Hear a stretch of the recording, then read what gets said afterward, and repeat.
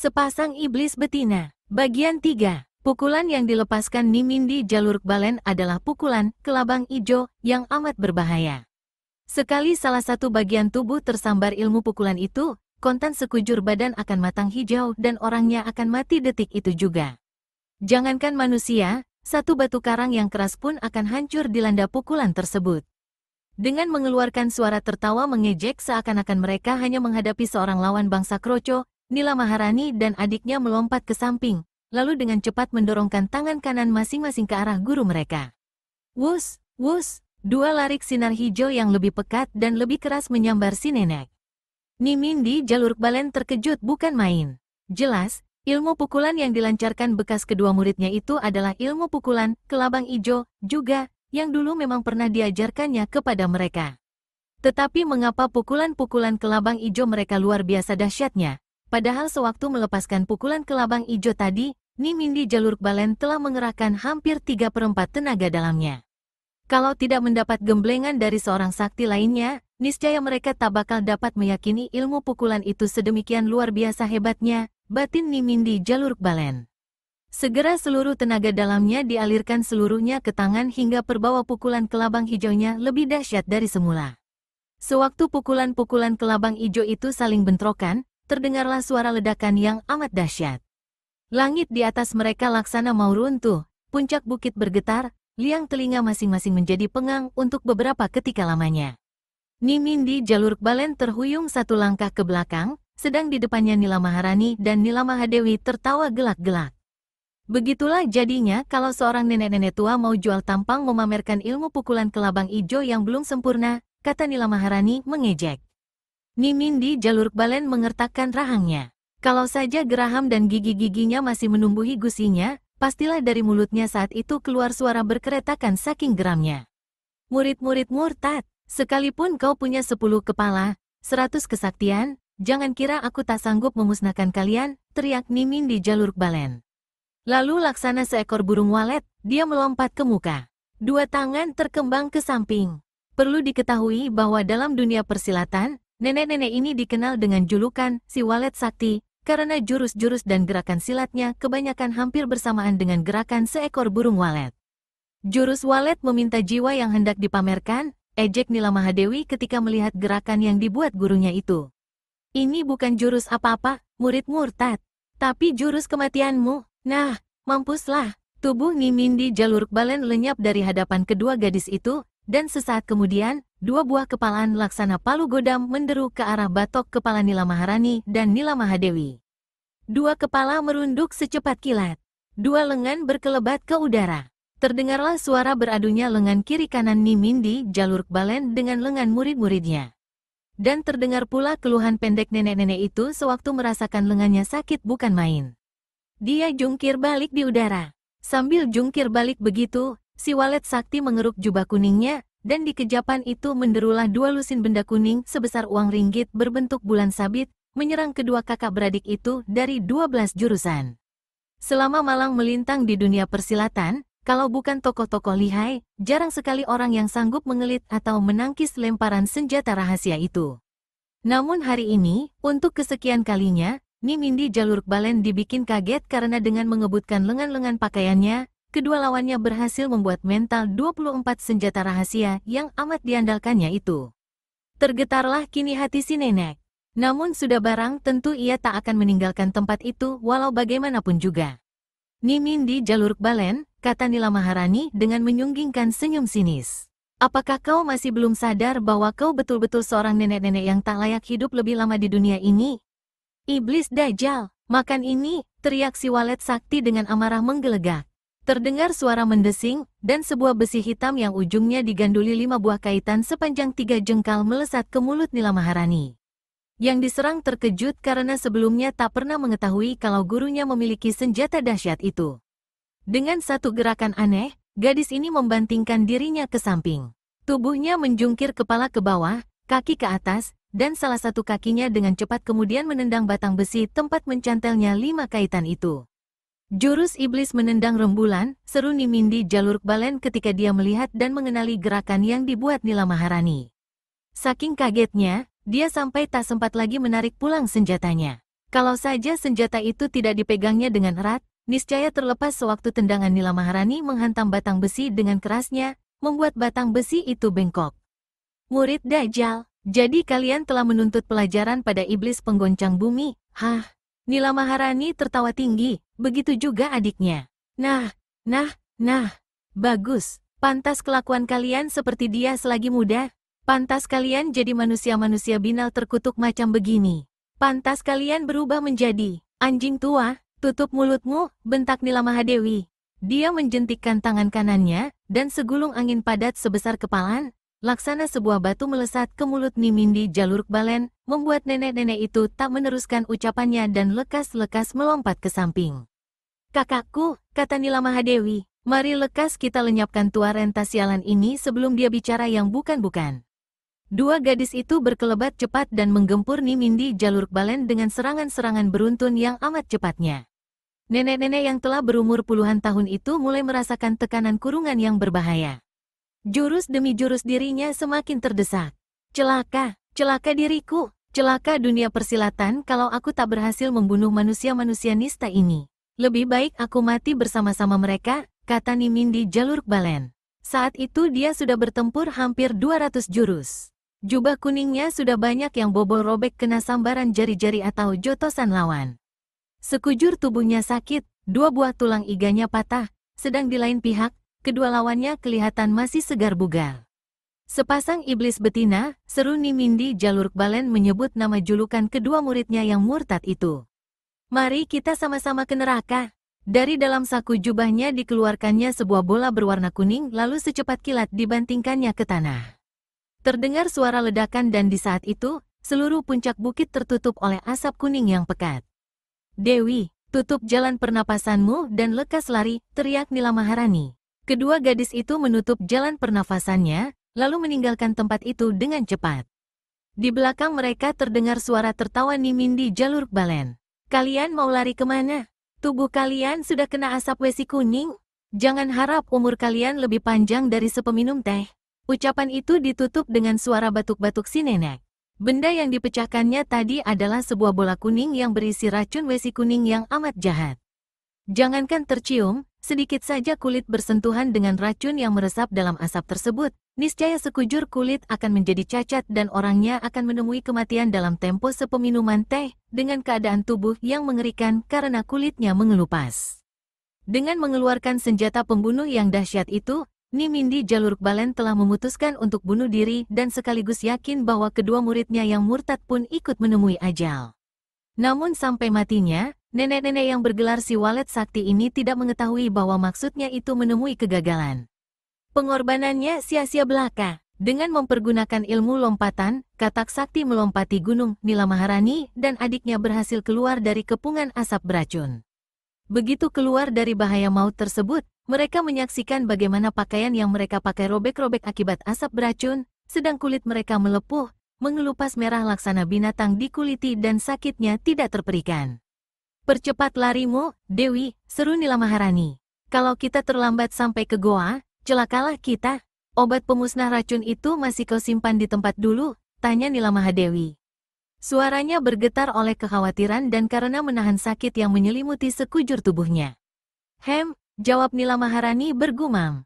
Meski ilmunya lebih tinggi 1 tingkat dari adiknya, namun dia tidak sanggup menahan rasa sakit akibat racun wesi kuning.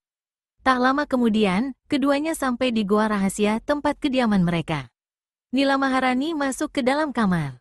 Dengan kuku jarinya yang panjang runcing, dicungkilnya batu marmer pada dinding sebelah kanan kamar. Terlihatlah sebuah benda hitam berbentuk tombol. Gadis ini menekan tombol itu, dan sesaat kemudian, dinding di samping kiri terbuka secara aneh. Pada celah yang terbuka itu kelihatanlah sebuah ruangan berkotak-kotak seperti sebuah lemari. Semuanya ada 3 kotak. Pada kotak sebelah bawah terdapat setumpukan pakaian dan perhiasan, kotak kedua berbagai macam senjata, sedang kotak teratas bersusun berbagai macam botol. Nila Maharani berjingkat dan setelah meneliti susunan botol-botol yang ada di kotak teratas, lalu diambilnya 2 buah botol. Botol pertama berisi cairan berwarna kuning muda, botol yang satu lagi berisi cairan kuning tua dan kental. Sementara itu tanpa disuruh, Nila Mahadewi telah menyiapkan 4 gelas air putih. Kakaknya kemudian menuangkan masing-masing 3 tetes cairan kuning muda ke dalam 2 buah gelas, lalu diaduk rata dan diteguk sampai habis oleh kedua gadis itu. Rasa sakit yang menyelubungi mereka dengan serta-merta berangsur lenyap. Kini tinggal kulit tubuh yang masih mengelupas merah mengerikan. 3 tetes cairan kuning pekat kemudian dimasukkan ke dalam 2 buah gelas dan diaduk rata. Kedua gadis itu kemudian melangkah ke sudut kamar sebelah kiri. Nila Maharani menginjak sebuah batu marmer di lantai dan di sampingnya terbukalah sebuah lubang yang merupakan tangga menuju ke sebuah kolam yang bagus sekali. 2 gelas air yang telah dicampur dengan obat kuning pekat dimasukkan ke dalam kolam. Kelihatanlah 2 gulungan asap membumbung ke langit-langit ruangan, baunya anyir. Tanpa menunggu lebih lama, 2 kakak beradik itu menceburkan dirinya ke dalam gulungan asap kuning tersebut. Beberapa saat kemudian, asap kuning itu pun sirna. Kini kelihatanlah kedua orang gadis itu dalam keadaan basah kuyup. Tapi ajaib, sekujur kulit tubuh mereka yang tadi terkelupas merah kini telah kembali seperti sedia kala. Mereka melompat dari dalam kolam. Untung sekali guru kita iblis penggoncang bumi memberikan obat-obat itu tempo hari. Kalau tidak, tamatlah riwayat kita, kata Nila Mahadewi. Jangan keburu berbesar hati, potong kakaknya. Kita masih belum keluar dari bahaya maut. Kita harus bersemedi selama 3 hari untuk mengeluarkan sisa-sisa racun wesi kuning dari paru-paru kita. Kedua gadis itu naik ke tingkat atas kembali. Setelah memasukkan botol-botol obat dan menutup celah yang merupakan lemari itu, maka keduanya mencari tempat untuk mulai bersemedi selama 3 hari. Begitulah dahsyatnya racun wesi kuning. Bagaimana dengan Nimindi Jaluruk Balen? Orang tua yang malang ini terpaksa meregang nyawa di puncak bukit, tanpa mengetahui bahwa pengorbanan yang dilakukannya adalah sia-sia belaka. Di malam yang gelap gulita tanpa bintang tanpa rembulan, hanya angin malam yang bertiup menyilir dingin, kelihatan satu sosok bayangan hitam berkelebat gesit di luar tembok kota raja. Dia sampai di tembok sebelah tenggara. Tanpa suara dan tanpa diketahui oleh 5 orang pengawal yang ada di situ, sosok tubuh itu melompat ke atas tembok yang tingginya 6 tombak, dari situ terus melompat turun memasuki kota raja, melompat dari satu pohon ke lain pohon, dari satu atap rumah ke lain atap rumah, sampai akhirnya tak lama kemudian dia sudah berada di wuwungan istana. Siapakah manusia yang demikian hebat ilmu mengentengi tubuhnya hingga sanggup melompat di atas atap dan dari pohon ke pohon begitu rupa? Untuk menjawab pertanyaan itu, kita harus kembali pada 3 hari sebelumnya. Di sebuah kampung kecil bernama Sukablabak yang terletak setengah hari perjalanan dari Muntilan, pada tengah malam yang kelam pekat, dalam sebuah pondok berdinding kayang beratap rumbia, duduklah seorang laki-laki bertubuh kecil, bermuka cekung. Dia memelihara kumis yang tebal melintang berkeluk ke atas. Demikian tebalnya dia punya kumis hingga amat tidak pantas dibandingkan dengan mukanya yang kecil cekung. Sepasang matanya yang besar senantiasa tak bisa diam, berputar-putar ke segenap penjuru pondok. Jelas, ini menandakan rasa ketidaksabaran menyamaki dirinya. Ini sudah lewat tengah malam, Pandemang. Kenapa dia masih belum muncul? Laki-laki berkumis melintang itu bertanya pada seorang yang bertubuh tinggi besar di sampingnya bertampang keras kasar. Di pinggangnya kiri kanan tersisip masing-masing sebilah golok 4 persegi besar macam golok pejagal ternak. Rambutnya gondrong, memelihara kumis serta berewok. Mungkin dia mendapat halangan, Pangeran, jawab orang bertubuh tinggi besar bernama Pandemang. Tapi percayalah, dia pasti datang menepati janjinya. Bukankah kita sudah memberikan uang serta perhiasan banyak padanya? Bukan kita, tapi aku, tukas si kumis melintang yang dipanggilkan pangeran itu. Ya, aku, kata Pandemang pula. Aku, bukan kau, berkata lagi pangeran itu. Ya, maksud hamba, pangeran, kata Pandemang. Hatinya kesal, tapi dia sudah tahu dan terbiasa dengan sifat sang pangeran yang seperti itu, keras kepala, lekas marah, dan tak boleh bicara salah terhadapnya meskipun kebanyakan dia sendiri yang tidak mengerti dimaksud orang. Aku tunggu sampai sepeminum teh lagi, kata pangeran itu. Kalau dia masih belum datang, terpaksa ku batalkan rencana semula. Dan kau, Pandemang, kau harus minta kembali uang serta perhiasan itu padanya. Aku sejak dari tadi sudah berada di sini, Pangeran Rana Blambang, tiba-tiba terdengar satu suara. Rana Blambang dan Pandemang sama-sama berbalik dengan cepat, dan astaga. Orang yang mereka tunggu-tunggu ternyata sudah duduk menjelepok enak-enakan di sudut pondok di belakang mereka dan tertawa gelak-gelak hingga seluruh pondok itu menjadi bergetar. Bagaimana kau bisa masuk ke sini tanpa setahu kami? Tanya Rana Blambang heran. Pangeran ini dan juga Pandemang bukanlah orang-orang yang tidak tahu ilmu silat dan kesaktian. Telinga dan mata mereka sudah terlatih baik. Tapi nyatanya, orang yang mereka tunggu sudah nyelonong masuk ke pondok itu tanpa mereka ketahui. Si baju hitam menghentikan gelak tawanya dan menunjuk ke atas. Lewat atap itu, katanya menjawab pertanyaan Pangeran Rana Blambang seraya menunjuk ke atap pondok. Dan ketika sang pangeran serta Pandemang memandang ke atas, kelihatanlah bagaimana atap pondok itu sudah berlubang besar. Pangeran Rana Blambang jadi melengak. Tak percuma kau digelari Dewa Maling Baju Hitam, katanya kemudian. Si baju hitam kembali memperdengarkan suara tertawanya lalu berdiri dengan perlahan-lahan. Sebaiknya kita mulai saja dengan urusan kita, pangeran. Nah, katakanlah apa maumu yang sebenarnya menyuruh aku datang kemari.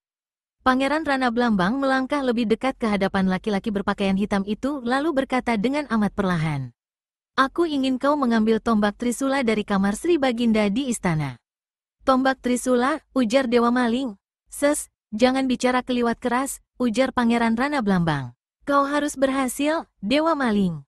Tombak itu sangat kubutuhkan agar aku bisa menduduki singgasana. Karena memasuki istana tidak gampang, apalagi senjata itu disimpan di satu tempat rahasia di dalam kamar Sri Baginda.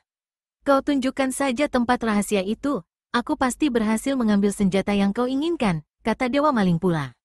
Jangan menganggap remeh orang-orang di istana, kata Rana Blambang mendesis. Kau dengarlah penjelasanku. 3 langkah dari pintu kamar Sri Baginda, terdapat sebuah lampu kuno yang terbuat dari perak, tergantung di dinding pada sebuah paku besar. Tekanlah paku itu 3 kali berturut-turut, maka dinding kamar yang terletak di depan lampu itu, yaitu pada bagian atas kepala peraduan Baginda, akan terbuka dan di dalamnya ada sebuah lemari besi. Lemari ini tidak mempunyai kunci, tapi hanya akan terbuka bila kau menekan sebuah tombol merah di bagian samping kanannya. Di bagian ini terdapat 12 buah tombol merah. Ingat, yang harus kau tekan ialah tombol merah yang ke-9 dari tepi muka lemari. Bila tombol itu sudah kau tekan, cukup 1 kali tekan saja, maka pintu lemari besi akan terbuka dan di dalamnya kau dapat melihat tombak Trisula itu. Tapi sekali-kali jangan kau segera mengambilnya. Begitu lemari terbuka, akan terdengar suara mendesis halus. Tunggu sampai desis itu berhenti, dan terus tunggu sampai sebuah tombol putih muncul dengan sendirinya di bagian atas lemari sebelah dalam. Sesudah itu baru kau bisa mengambil tombak Trisula. Dan sebelum pergi jangan lupa. Tunggu dulu, bisik Dewa Maling Baju Hitam. Dan detik itu pula tubuhnya melesat menembus lubang atap dan lenyap di luar sana. Ada apa? Seru Pangeran Rana Blambang dan Pandemang terkejut. Keduanya cepat membuka pintu dan melompat keluar. Mereka melihat Dewa Maling berlari laksana terbang ke jurusan selatan. Kalian tunggu saja di pondok, masih terdengar suara Dewa Maling di kejauhan sebelum tubuhnya lenyap ditelan kepekatan gelap malam. Pangeran Rana Blambang dan pembantu kepercayaannya cuma bisa saling pandang penuh tanda tanya di dalam hati masing-masing. Yang mereka lakukan tidak lain hanyalah tetap menunggu di pondok tersebut sebagaimana yang dipesankan oleh Dewa Maling Baju Hitam. Hampir 3 kali peminuman teh, barulah Dewa Maling kembali dan segera dihujani pertanyaan oleh Pangeran Rana Blambang serta Pandemang begitu mereka masuk ke pondok. Waktu kau memberi keterangan tadi, kata Dewa Maling, aku melihat bayangan seseorang di atas atap sana. Aku melompat ke atas tapi aneh, begitu sampai di luar, orang itu lenyap. Aku tak percaya kalau pemandangan telah menipuku. Karenanya seluruh daerah ini kuselidiki, tapi tetap bajingan itu tak berhasil kutemui. Mungkin sekali dia mata-mata Mahapati, kata Pandemang. Ketiga orang itu berdiam diri beberapa lamanya. Kemudian kelihatan Pangeran Rana Blambang menggelengkan kepalanya. Tidak mungkin, katanya. Tak seorang mata-mata kerajaan pun yang sanggup naik ke atas atap itu tanpa kita ketahui. Apalagi dengan hadirnya Dewa Maling di sini. Kurasa mungkin aku salah lihat, kata Dewa Maling. Maksudnya berkata demikian ialah agar mereka jangan terlibat lebih lama dalam segala macam dugaan itu. Meski hatinya sendiri kurang enak, Dewa Maling kemudian berkata, lanjutkanlah keteranganmu, Pangeran. Sesudah tombol putih muncul di dalam lemari sebelah atas, kau baru boleh mengambil tombak Trisula itu. Dan sebelum pergi, jangan lupa untuk menekan lebih dulu tombol putih itu. Pangeran, kata Dewa Maling Baju Hitam pula, jika kau tahu dengan jelas seluk-beluk penyimpanan senjata tumbal kerajaan itu, mengapa tidak kau sendiri yang mencurinya? Pangeran Rana Blambang memuntir-muntir kumisnya yang tebal melintang lalu tertawa perlahan. Masing-masing kita sudah ditakdirkan punya pekerjaan dan tugas sendiri-sendiri, katanya. Yang sebenarnya ialah dia tak mempunyai nyali untuk melakukan hal itu karena istana penuh dijaga oleh pengawal-pengawal kelas 1 dan hulu balang istimewa yang berilmu tinggi. Di atas semua itu, Mahapati Jayangrono adalah yang berbahaya. Sekali saja dia gugup dan membuat kesalahan dalam melakukan pencurian itu, pasti tamatlah riwayatnya. Perlu aku ingatkan padamu, Dewa Maling. Istana penuh dengan orang-orang berkepandaian tinggi, terutama Mahapati Jayangrono. Jangan kau salah tindak karena istana, terutama kamar Sri Baginda, penuh dengan alat-alat rahasia. Sri Baginda bagaimana? Dia tak perlu kau khawatirkan. Dia tengah mengadakan perjalanan ke daerah. Baik, tapi apa yang kulakukan ini mesti ada ubi ada talasnya, Pangeran, kata Dewa Maling pula. Kau tak perlu khawatir, kata Pangeran Rana Blambang. Dari dalam sabuknya dikeluarkannya sebuah kantong kulit dan diajukannya ke hadapan Dewa Maling. Terima ini, 50 keping uang emas. Kelak jika kau sudah berhasil menjalankan apa yang aku perintahkan, kau bakal mendapat jabatan tinggi dalam istana. Dewa Maling tersenyum. Disambutnya kantong uang itu. Disimpannya di balik pakaian hitamnya. Kalau tombak Trisula sudah berada di tanganku, kemana mesti ku antar?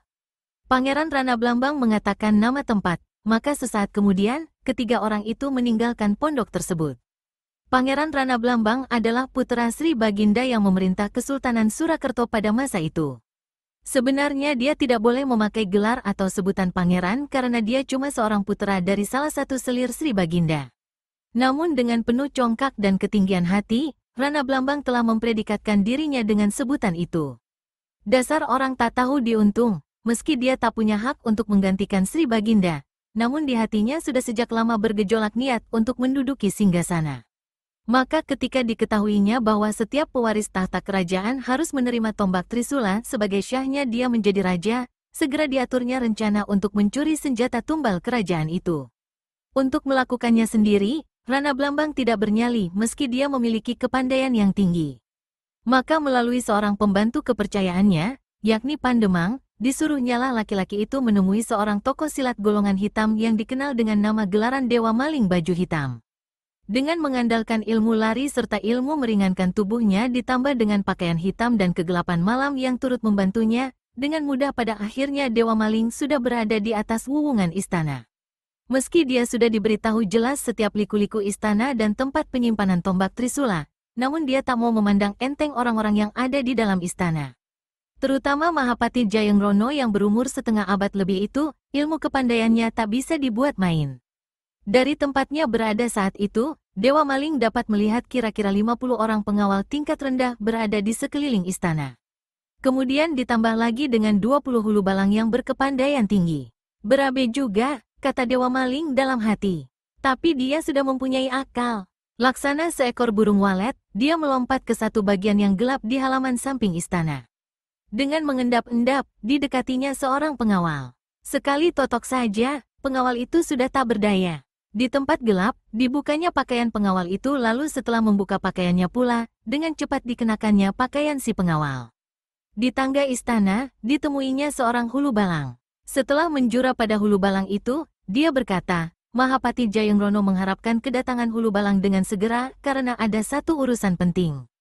Karena yang menyampaikan pesan itu seorang bawahannya, tentu saja sang hulu balang tidak menaruh curiga. Di mana Mahapati berada? Ikutilah saya, jawab si pengawal alias Dewa Maling. Maka hulu balang itu pun mengikuti pengawal tersebut. Sampai di tempat gelap, Dewa Maling tiba-tiba membalikkan tubuhnya dan secepat kilat menotok pangkal leher sang hulu balang. Dalam keadaan tak berdaya, hulu balang itu dilucutinya pakaiannya. Dengan menyamar sebagai seorang hulu balang, dengan mudah Dewa Maling memasuki istana, langsung menuju di mana terletaknya kamar Sri Baginda. Di pintu kamar berdiri dua orang hulu balang berkepandaian tinggi. Dewa Maling tidak takut pada mereka, tetapi membuat kekerasan sama saja dengan mengundang datangnya bahaya. Dengan langkah gagah, Dewa Maling sampai di hadapan kedua hulu balang itu. Kalian bersiap-siaplah. Sebentar lagi Mahapati Jayangrono akan datang ke sini menggeledah kamar Sri Baginda, kata Dewa Maling. Kedua hulu balang itu heran. Salah seorang dari mereka bertanya, memangnya ada apakah? Kau yang mengawal kamar ini apa masih belum tahu? Betul-betul keterlaluan kalian. Apa saja yang kalian buat di sini? Semakin heran kedua hulu balang itu dan mereka bertanya lagi, ada apakah? Seorang jahat diketahui telah menyelinap masuk ke dalam kamar ini, kata Dewa Maling pula. Apa? Ujar dua hulu balang terkejut hampir bersamaan. Manusia-manusia tolol, kalian tidur saja di sini. Lihatlah pintu di belakang kalian yang terbuka itu. Mendengar ucapan itu, kedua hulu balang tersentak serentak membalikkan tubuh. Begitu mereka ke dalam, dengan cepat kemudian pintu kamar ditutupkan kembali. Sesuai dengan keterangan Pangeran Rana Blambang, 3 langkah di sebelah kanan pintu, pada dinding tergantunglah sebuah lampu dari perak bakar berukir-ukir bagus sekali buatannya. Dewa Maling baju hitam menekan paku besar di mana lampu itu tergantung 3 kali berturut-turut. Di belakangnya terdengar suara barang bergerak. Ketika dia berpaling, dilihatnya dinding kamar di atas kepala peraduan Sri Baginda terbuka dan tampaklah sebuah lemari besi. Cepat Dewa Maling melangkah ke hadapan lemari. Ditelitinya sejenak lalu dilihatnya deretan tombol-tombol merah di samping kanan lemari besi itu, semuanya ada 12 buah. Dengan hati-hati, Dewa Maling menekan tombol merah yang ke-9 dari sebelah muka lemari. Ia menunggu dengan berdebar. Lalu dilihatnya pintu lemari terbuka dan di dalamnya tampaklah sebuah tombak pendek yang ujungnya bercabang 3. Sinar senjata mustika tumbal kerajaan itu bukan saja menerangi seluruh lemari, tapi juga menyeruak sampai ke muka Dewa Maling, menyilaukan mata laki-laki ini. Sewaktu pintu lemari besi itu terbuka, terdengarlah suara mendesis. Begitu suara mendesis pada bagian atas lemari sebelah dalam muncullah sebuah tombol putih. Inilah saat di mana Dewa Maling harus mengambil tombak Trisula.